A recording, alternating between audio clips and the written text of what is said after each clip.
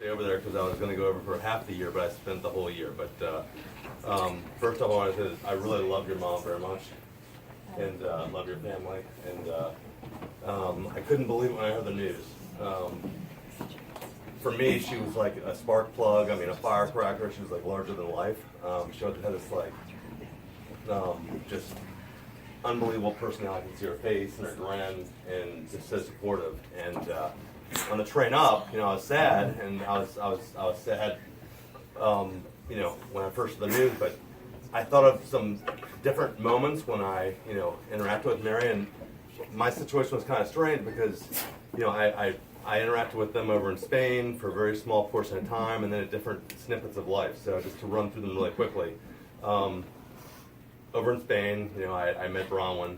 And, I'd gone over there for junior abroad to kind of escape sports here in the U.S. And I got over and, remember meeting, Mary and Fred for the first time. And, Fred didn't look like he was like the big athlete type, but he knew more about sports than I did. And it was amazing. We sat there at the table and talked in these small, like, tapas restaurants of Spain and Seville. And, one day Mary came up to me and she said, Chris, you're not competing anymore, you're not in sports. I mean, you don't have to wear the clothes. You need to, you need to dress like a Spanish guy, right?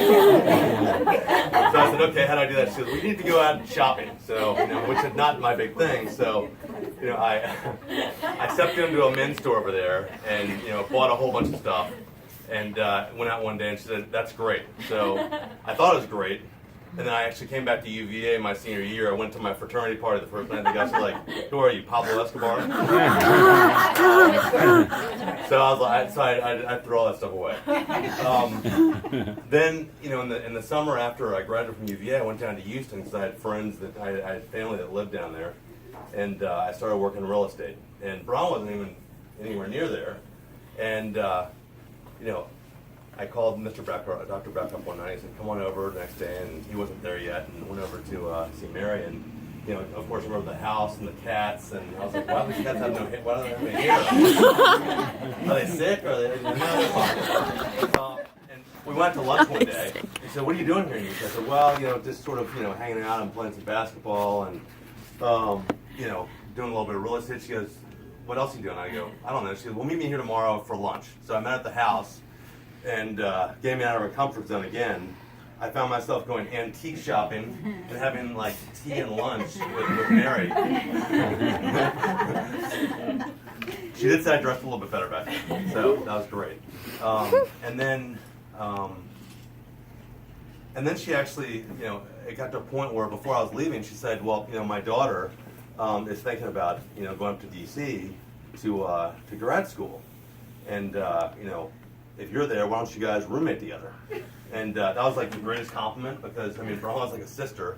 So, and she didn't even say one word about, she kind of knew that I was going to take care of Bronwyn. I was going to be there as a big brother and look after her, and that sort of started the whole, dating period between Josh and Bronwyn. It was great to kind of see that. Of course, I went away for 2 months to Peru and came back 4 years later. So I kind of bitched you. Sorry.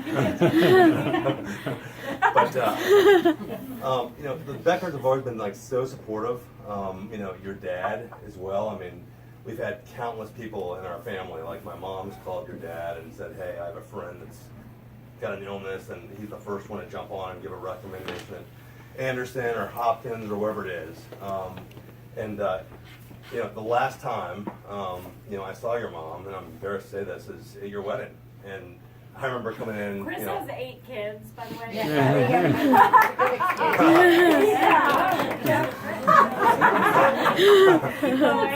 And you go into that, the Beckers were kind of like my ideal couple. They're probably.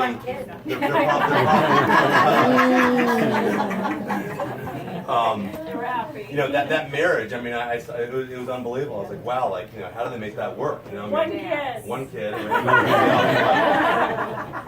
Makes marriage work. The first marriage, lasted 10 years. This one, Christy has to last forever. We've got 8. Yeah. So partner. We need each other. Love you very much. But that's the last time I saw your mom, and I really regret. We had kind of a rekindling of our relationship 4 years ago in the Thousand Islands, and you met Alejandra and Christopher and Tyler and Zara, and I am going to make it my mission that that we spend more time with you and with your dad.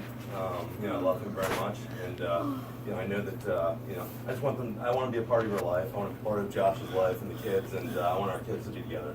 Our relationship is really strong, and I miss your mom, but I know she's looking down right now. Really happy for everyone, and I hope everyone looks at all the pictures around here because I've gone around tonight, and I can't help but cry but smile because they're unbelievable for the different moments in her life. She was such an amazing person. Thank you. Thank you, Chris.